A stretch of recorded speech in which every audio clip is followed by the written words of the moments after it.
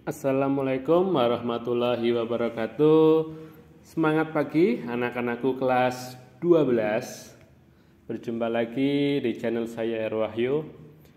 Pada pertemuan kali ini kita masih belajar tentang aspek pengolahan. Materinya masih sama, yaitu pengolahan makanan khas daerah yang dimodifikasi. Untuk pertemuan kali ini kita akan berfokus membahas tentang pengertian, tujuan, dan bentuk media promosi. Pada pertemuan sebelumnya, kita sudah belajar bersama terkait jenis-jenis biaya, penentuan harga jual produk, ada full costing dan variable costing, kemudian ada BEP juga, break even point. Tujuan dari pembelajaran kali ini, yang pertama, itu kalian mampu menjelaskan pengertian media promosi. Kemudian yang kedua, menganalisis tujuan media promosi. Serta yang ketiga, yaitu menyebutkan atau menjelaskan bentuk-bentuk media promosi. Ini tujuan pembelajaran yang akan kita capai pada pembelajaran kali ini. Silakan dicermati dengan baik ya materinya. Kita masuk ke materi yang pertama, yaitu pengertian promosi. Promosi adalah kegiatan yang dilakukan untuk menyampaikan suatu pesan tertentu tentang produk, baik itu barang atau jasa, merek dagang atau perusahaan, dan lain sebagainya kepada konsumen, sehingga dapat membantu pemasaran dan meningkatkan penjualan sebuah produk. Itu terkait pengertian promosi. Media promosi dapat dikelompokkan menjadi dua, yaitu above the line dan below the line. Untuk above the line, ini adalah promosi yang dilakukan melalui iklan ya. Sedangkan untuk below the line itu adalah promosi yang dilakukan melalui sebuah kegiatan seperti itu. Masing-masing dari jenis media, baik itu above the line dan below the line, mempunyai karakteristik masing-masing. Ini karakteristik above the line. Yang pertama, ada target audience itu luas ya, karena menggunakan iklan berarti jangkauan promosinya itu lebih luas. Lebih mudah untuk menjelaskan sebuah konsep dan ide. Kemudian yang ketiga, tidak ada interaksi langsung dengan audiens. Yang keempat, media yang digunakan adalah TV, radio, majalah, koran, tabloid, dan billboard. Kemudian biaya produksi lebih kecil. Jadi diingat-ingat ya, above the line itu promosi yang melalui iklan. Kita lanjutkan ke karakteristik dari media promosi below the line. Seperti yang sudah kita bahas sebelumnya, below the line itu promosi yang dilakukan melalui sebuah kegiatan.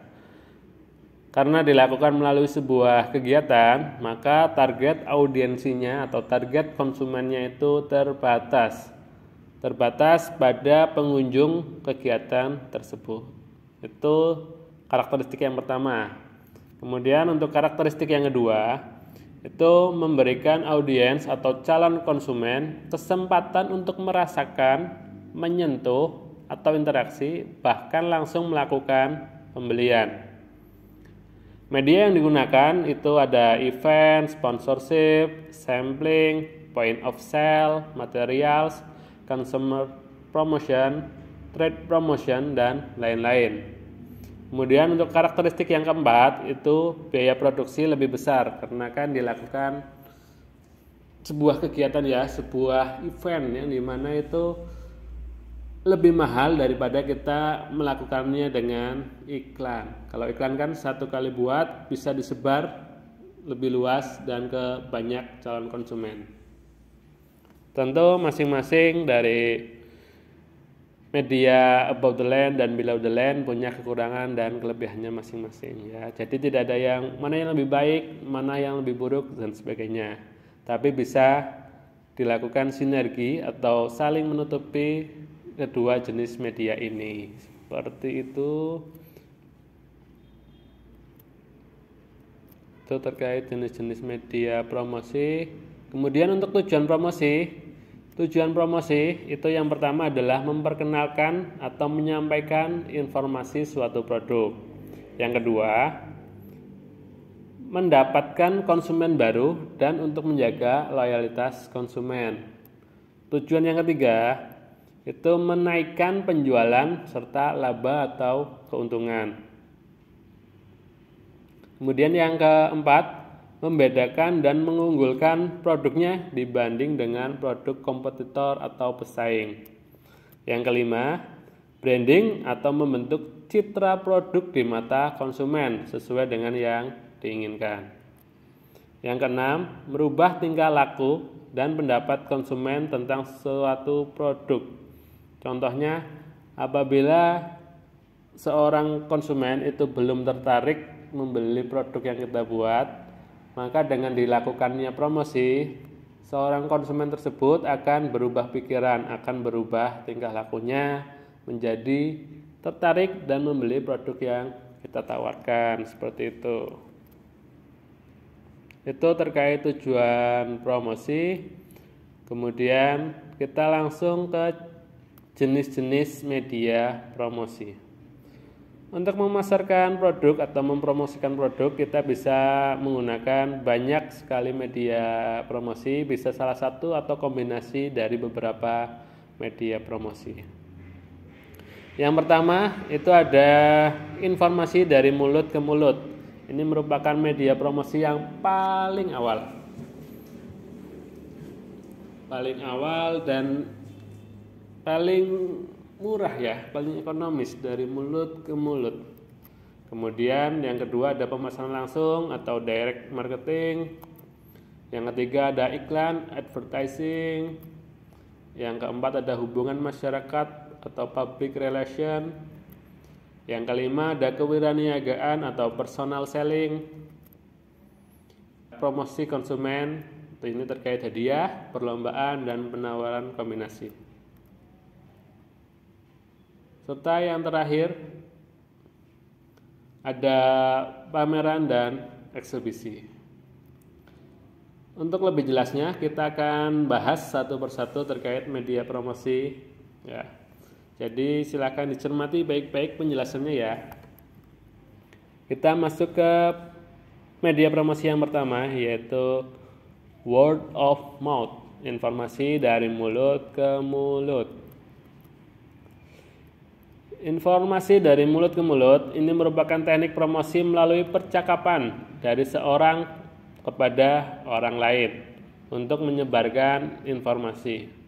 Dalam hal ini, peranan orang atau promotor itu sangat penting dalam melakukan promosi barang atau jasa. Jadi, keberhasilan atau kegagalan sebuah promosi melalui word of mouth itu tergantung pada siapa yang menyampaikan, ya, komunikatif atau tidak, seperti itu.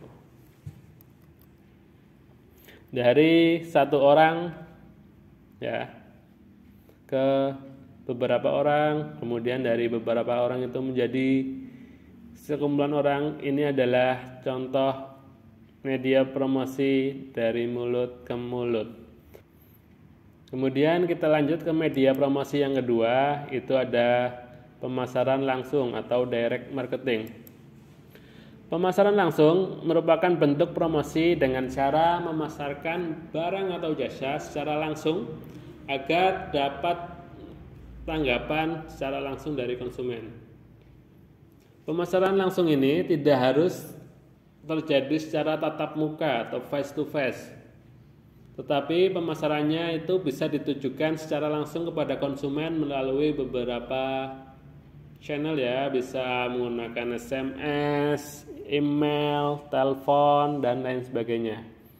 Intinya itu langsung ke konsumen, tertuju ke konsumen, ya. Ini contoh beberapa penerapan direct marketing ya. Bisa menggunakan katalog, telemarketing, text messaging, email, mobile ads, dan ada online advertising. Intinya dalam direct marketing itu produsen langsung menyasar sebuah konsumen ya, langsung menuju sebuah konsumen. Kemudian media promosi yang ketiga itu ada iklan, advertising. Iklan adalah setiap bentuk presentasi dan promosi non-personal atas ide, barang atau jasa oleh sponsor tertentu dengan menggunakan media tertentu.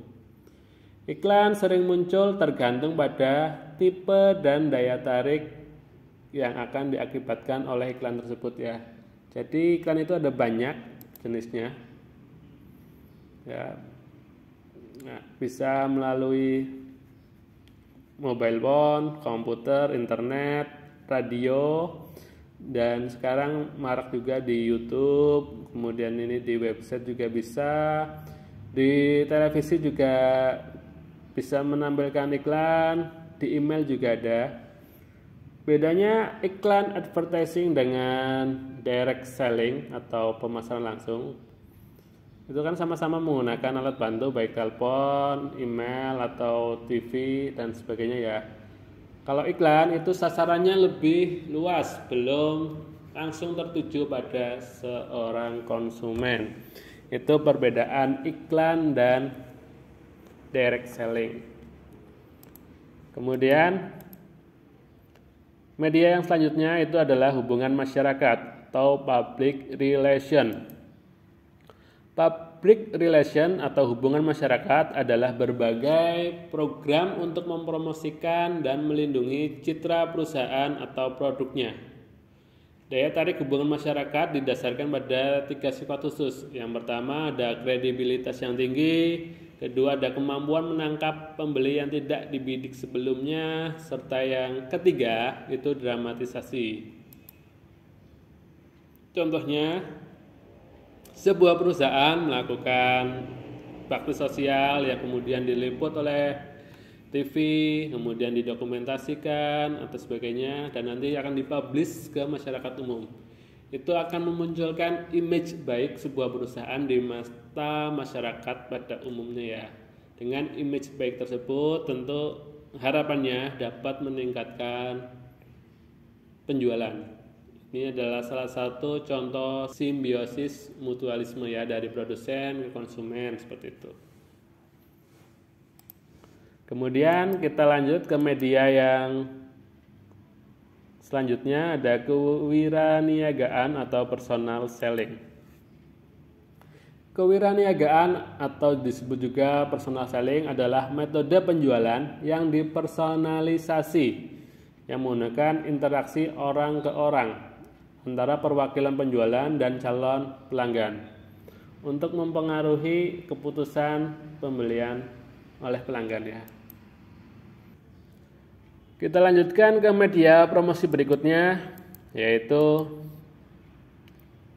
promosi konsumen, memberikan hadiah, perlombaan, dan penawaran kombinasi. Promosi konsumen adalah alat praktis jangka pendek yang bertujuan untuk merangsang tanggapan yang segera di tempat pembelian. Jika diterapkan dalam keadaan yang tepat, kemudian bersama-sama dengan unsur-unsur lain dalam perpaduan promosi, maka penggunaannya dapat memberikan hasil dalam jangka yang pendek seperti itu. Contohnya ada diskon 30% atau buy one get two, buy one get three, dan sebagainya. Atau dengan memberikan bonus membeli suatu barang, bonus barang yang lain. Itu juga contoh promosi konsumen ya. Tentu ini dampaknya akan sangat singkat, kemudian menuntut juga reaksi konsumen pada saat pembelian tersebut. Kemudian kita ke media yang terakhir, yaitu ada pameran dan eksebisi. Pameran adalah suatu kegiatan promosi yang dilakukan oleh produsen atau kelompok atau organisasi atau perkumpulan tertentu dalam bentuk menampilkan display produk yang mereka buat kepada calon relasi atau pembeli. Adapun macam pameran itu ada show, eksibisi, expo, pekan raya, fair, bazar, dan pasar murah. Ruang untuk setiap peserta pameran itu disebut stand atau booth yang dibagikan dan diatur oleh panitia penyelenggara. Ini contoh pameran makanan khas daerah ya. Itu materi terkait media promosi. Semoga bisa kalian pahami. Kemudian untuk tugas pada pertemuan kali ini, dalam materi promosi yang sudah kita pelajari, terdapat materi tentang jenis-jenis media promosi. Masing-masing media promosi itu mempunyai karakteristiknya masing-masing. Jelaskan media promosi apa yang akan kalian gunakan untuk mempromosikan produk makanan khas daerah yang sudah kalian buat. Tuliskan jawabanmu di kolom komentar, sertakan nama, kelas, dan nomor absen. Dalam pemilihan media, bisa salah satu atau kombinasi beberapa media promosi. Tentu ini didasarkan pada kelebihan dan kekurangan media promosi itu ya. Silakan jelaskan pendapatmu di kolom komentar. Itu saja yang bisa Pak Herwahyu sampaikan pada pertemuan kali ini. Jangan lupa subscribe, like, dan share, karena sebaik-baik ilmu adalah ilmu yang bermanfaat. Sekian, terima kasih. Wassalamualaikum warahmatullahi wabarakatuh.